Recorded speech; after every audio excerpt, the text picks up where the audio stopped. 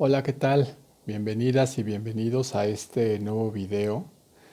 Fíjense que en estos días he retomado algunos textos, algunos autores que para mí siempre han sido básicos, sobre todo para pensar la relación que se establece entre lo humano, lo simbólico, el lenguaje y el mundo.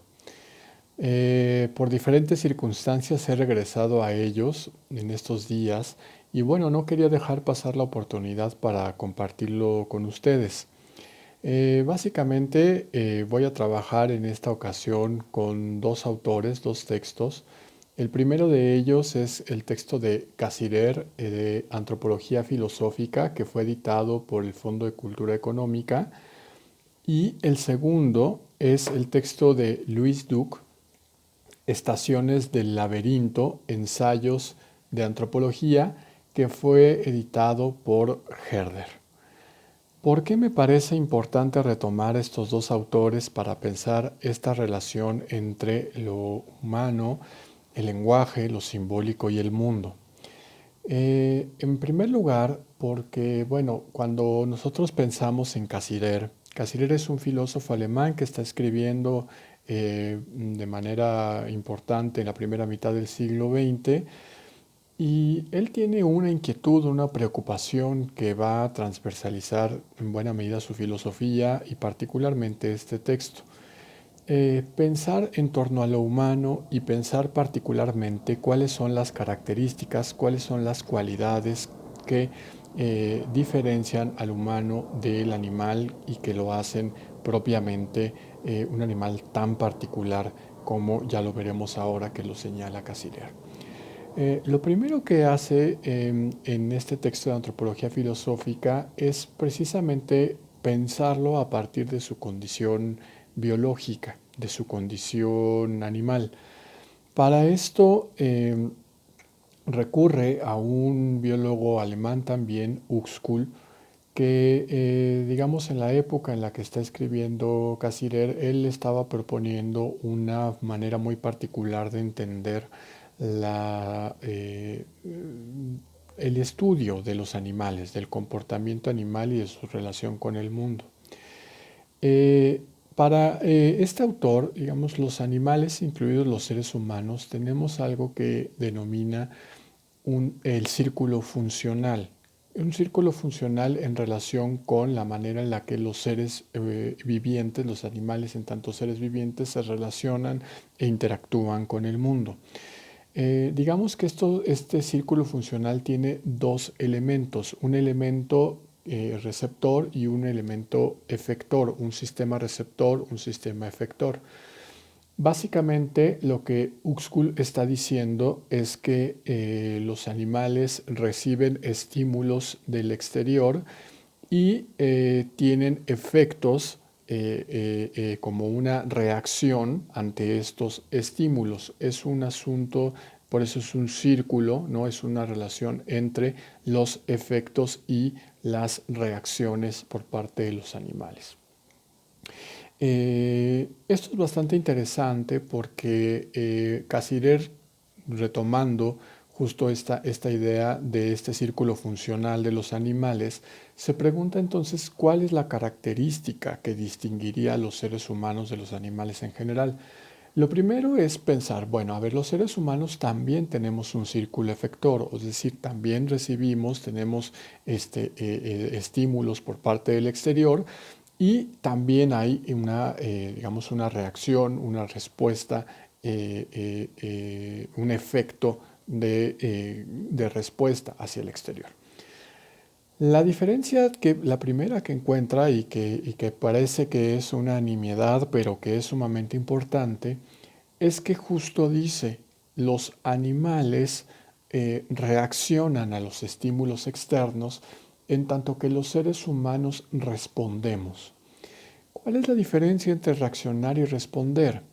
En la reacción es una cuestión meramente instintiva, casi que en un nivel de acto señal, ¿no? Que hace que toda acción tiene una reacción, todo estímulo externo tiene una reacción. En tanto que una respuesta implica una reflexión, implica un pensamiento, implica una pausa, implica una interiorización e incluso un diálogo interno. Los seres humanos, precisamente cuando vamos a actuar sobre el mundo, no reaccionamos, sino que respondemos, reflexionamos, pensamos, dialogamos con nosotros mismos y en función de ese diálogo, entonces respondemos. Bueno, cuando Casirer entonces dice, hay una respuesta y no una simple reacción, justo entonces tiene la necesidad de pensar qué es lo que posibilita este cambio cualitativo respecto a los animales de los seres humanos. Y él lo encuentra en dice, una dimensión distinta en la que los seres humanos nos encontramos, que es una dimensión simbólica. Para Casirer, nosotros, los seres humanos, no tenemos un contacto directo con el mundo o con el universo físico, no tenemos un contacto directo con las cosas, sino que siempre esa relación con las cosas, con el universo físico, está mediado. Esta mediación es lo que él denomina precisamente el universo simbólico. De tal manera que a veces, bueno, nosotros lo normalizamos precisamente pues porque no nos detenemos necesariamente a reflexionar en ello, pero justo observar el mundo, interpretarlo, comprenderlo, analizarlo, hasta en cuestiones más elementales como las dimensiones de un objeto, el color, la forma. En todo esto ya hay una mediación simbólica. Incluso en el nivel que pudiéramos pensar que podría en dado caso escaparse, no lo hace, que es, por ejemplo, el nivel del inconsciente o en el nivel de los sueños, porque en el sueño también se manifiesta simbólicamente. Es un símbolo muy particular, es un lenguaje muy particular, el símbolo onírico, pero a final de cuentas tiene que ver con el lenguaje, tiene que ver con el símbolo mismo. De tal manera que para Casirer en realidad vivimos en una dimensión simbólica, en una mediación simbólica con el mundo. Es por esto que él llega a la conclusión de que más allá de que durante siglos se ha pensado, se ha denominado al ser humano como el animal racional, en realidad es una forma insuficiente de pensar al ser humano.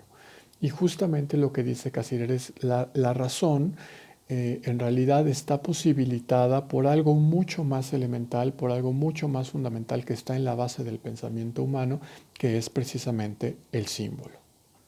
De tal manera que para Casirer, más que ser propiamente el animal racional, seríamos el animal simbólico. El animal que hace símbolos, el animal que da sentido al mundo, que construye un mundo, que le da un significado. En este sentido, para Casirer, eso implica que nosotros en esta red simbólica, en esta trama simbólica de este universo simbólico, lo tejemos y se manifiesta a partir de lo que él denomina las formas simbólicas. ¿Cuáles son las formas simbólicas fundamentales a partir de las cuales el ser humano se expresa a sí mismo? Y que tienen un alto grado de complejidad en la vida anímica, en la vida cultural de las sociedades. Por un lado, por ejemplo, está el mito, ¿no? Por el otro lado está la religión, pero también, por ejemplo, está el arte y está además la ciencia y, por supuesto, la razón. De tal manera que el uso de la razón está posibilitado por la capacidad simbólica, es decir, por nuestra cualidad de vivir, habitar en un universo simbólico, a partir del cual establecemos una mediación con el universo físico. De tal manera que tendríamos por un lado este universo físico y por el otro lado este universo simbólico, que es lo que nos permite construir y habitar un mundo, ¿no? El mundo entonces justo sería posibilitado o resultado de esta red simbólica, de esta red, de esta trama compleja del lenguaje. Por supuesto, el lenguaje es una de las formas simbólicas por excelencia, la más importante incluso, y que de alguna manera está transversalizando todas las otras manifestaciones de formas simbólicas que produce el ser humano. Bueno, esto además es bastante interesante cuando nosotros lo pensamos a la luz de la propuesta que hace Louis Duke precisamente para pensar la relación entre el ser humano, el símbolo, el lenguaje y el mundo. Con una idea que a mí me parece muy bella, que me parece muy importante de Louis Duke, porque lo que él establece es que el ser humano lo que hace con el mundo es una suerte de empalabramiento. El ser humano es un animal empalabrador, empalabra el mundo, o sea, hace el mundo, construye el mundo con palabras y habita el mundo a través de la palabra, habita el mundo a través del lenguaje. El empalabramiento es súper fundamental para él porque a final de cuentas esto es lo que va a posibilitar esta mediación simbólica con el mundo, esta manera de relacionarnos y de construir el mundo mismo. De tal manera que este mundo no preexiste al empalabramiento, no preexiste a la mediación simbólica, sino que se produce, se construye, se manifiesta en el momento mismo del empalabramiento, en el momento mismo del lenguaje. Esto es algo muy interesante, muy importante, porque nos permite comprender por qué no hay nada, para Louis Duke, en el ser humano que sea extralingüístico. Es decir, no hay nada que pueda ser explicado, nada humano que pueda ser explicado fuera del lenguaje. Aunque, claro, hay diferentes manifestaciones del lenguaje y de las formas simbólicas como he mencionado. Pero por el otro lado, Louis Duke dice que esto es lo que le permite al ser humano su cualidad de excentricidad, es decir, la capacidad del ser humano de salirse de su propio centro, la capacidad del ser humano de salirse de sí mismo para pensarse a sí mismo, para reflexionarse a sí mismo, la capacidad interna de dialogar con uno mismo, de reflexionar, es lo que permite precisamente el responder al mundo y no simplemente reaccionar, empalabrar el mundo y construirlo, de tal manera que el símbolo es precisamente lo que permite entonces el pensamiento, la reflexión, el lenguaje, la construcción del mundo, el uso racional de la mente y, por supuesto, todas las manifestaciones tan complejas y tan diversas de las formas simbólicas.